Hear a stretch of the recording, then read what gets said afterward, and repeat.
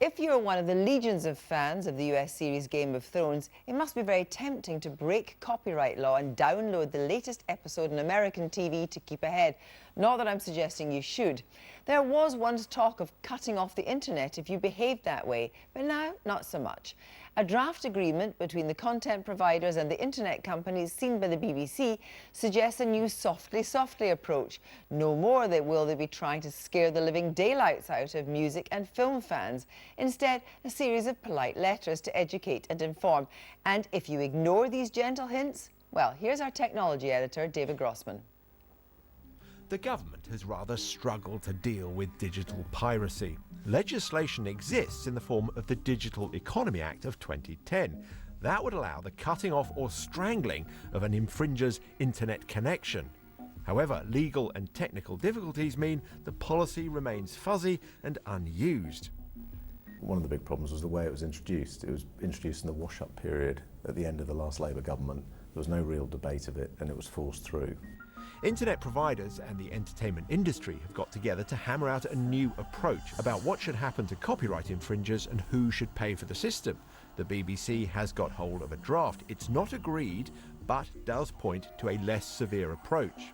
It says that if your internet provider sees that you're downloading illegally, they'll send you a letter to inform you that what you're doing is wrong and pointing you to places where you can buy content legally. If you ignore that, well, you get another letter. Ignore that, and you get another letter. After that, there's one final sanction, another letter.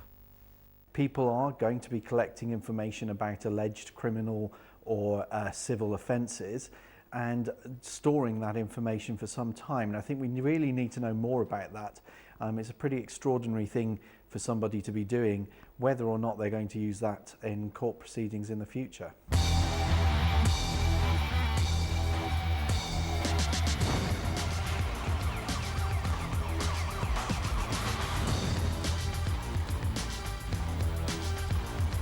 Previously, the entertainment industry has tried to frighten us into paying for content, backed up in the United States at least with a few huge fines.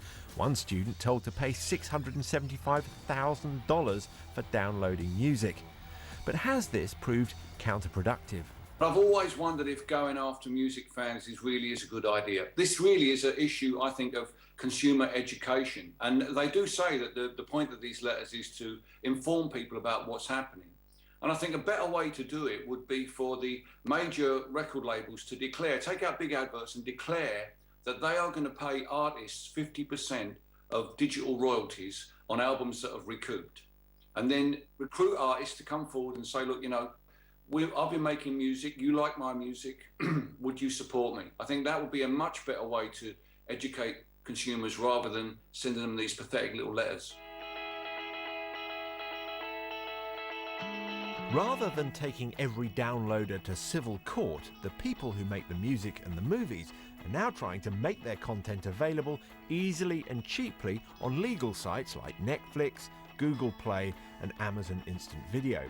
Many people, it seems, are happy to cough up a few pounds in return for reliable and convenient content.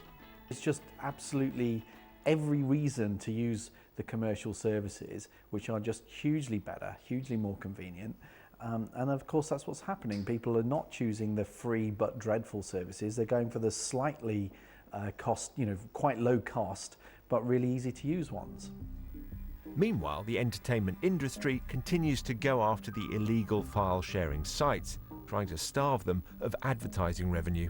Another tack that rights owners have taken more recently is to say, well, who are the other players involved in this? The people selling the advertising, the credit card companies that are processing the payments, those sorts of people.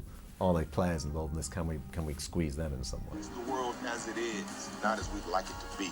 The lesson of recent years seems to be that the law moves far too slowly to deal with piracy.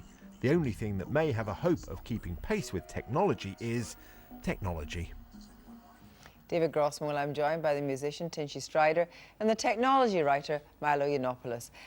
Tinchy Strider, first of all, you've got a new album coming out before the end of the year. Yeah. How do you feel about the fact that people are going to listen to it for free? I feel like I don't really, you know, when people download music for free, it's just something where you put your heart into it and you're making music. I share everything I'm going through, and to put all that effort into something, it's art to me. So for people to just download it for free. I don't agree with that. Definitely not. They're going to get a letter. They're going to get a letter and then a second letter and then a third letter. I don't think that's not going to change anything. I was going to say it's a start, but really, like some people are not even aware it's illegal what they're doing, and I think a letter trying to stop piracy is not going to work. So what do you want to see? Would you like to see people punished in some way or fined a reasonable amount of money or what? I wouldn't say people like I'm saying, a lot of people might not be aware it's even illegal. Some of the younger generation coming up, there's just so many options online, on the internet, and I don't think there's a way where there's a next step, maybe a fine when it's stated that's time to do that, but I don't think the letters are not going to work, no. Milo, you know, it's obvious that there's not going to be a big stick. Yeah. Is that going to kill new music?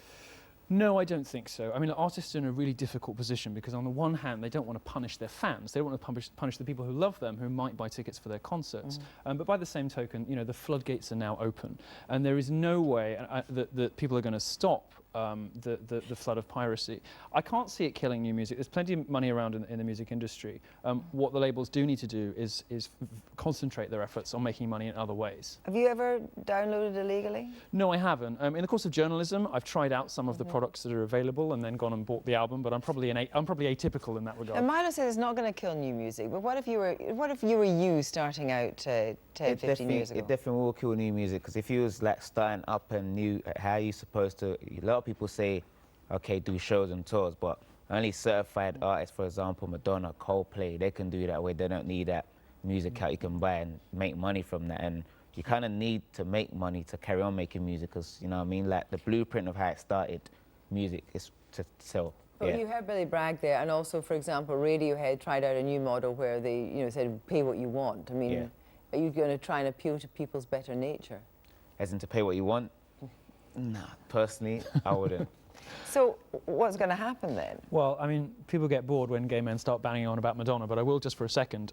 You know, years ago, she did something really smart, which is she, at the end of her record contract, she went with... Hey, hang on a minute, though. Let's be quite honest, man. She was a massive star before she did that. Yeah, of course, absolutely. She wasn't a young person starting But what you've got to out. understand is the same thing, the same technology that is causing problems for piracy is also enabling new artists to surface online. So many new artists, so many people who sell millions of records were discovered on the internet too. There's a lot more grassroots artists who are propelled to stardom by fans on technological platforms than has ever been the case before. So the power of record label A&R is in decline. Tell me, I kind of agree that people say it needs to evolve, but I don't believe in like that doesn't make no sense, because music is kind of devaluing it if you're just making a music where you by fans. I don't think. I should be clear. Like, I'm a content creator as well. Okay. Right. You know, I write, and my bread and butter is writing, and I too consider that to be art and what I create. But you know, there's a point at which you have to admit that there's just no stemming this tide. So what's a way that can actually kind of manoeuvre the change into, for example, the subscription model? Apple, for example, said they wouldn't have any truck with streaming content till about 2 years ago with Steve Jobs. Well, actually, it changed now, yesterday. today, they bought a content streaming company. They did. That Steve Jobs hated streaming. Yes. He didn't want anything to do with streaming because Steve Jobs... They want to buy, I should say. Steve Jobs wanted you to have a file on your computer. Yeah. He believed that there was a direct relationship to, you know, paying money and having a file. And I have so much sympathy with that view. I think about... I personally like that model for all sorts of different content. But the reality is you're not going to stop it happening. And it's polite to say that, you know, that, and I know why you say that people don't know they're doing wrong. People do know they're doing wrong, but they do it anyway. And majority of people, but like I'm saying, the younger generation, where it's like they might know that they're doing wrong, but it's not a thing where... Well, it's a habit they get into, all their friends do, but they know that they're doing wrong, right? But is there an issue now because people necessarily don't want to own your content, they just want access to it? Is that good? More people should have access to it, fewer people own it? It's a way, like you were saying, like, I guess the internet helps, because when you go up and coming artists, it helps people hear your music. So on the other hand, I guess people get their music heard, but as in what the art is, I don't believe it's just devaluing, I guess, more and more when people just feel like, okay, you can have it for free, and it's just not how it should be. I think it's really counterintuitive, and it's very painful for those of us who create content, really but it does seem to be inexorable. Thank you both very much indeed. Alan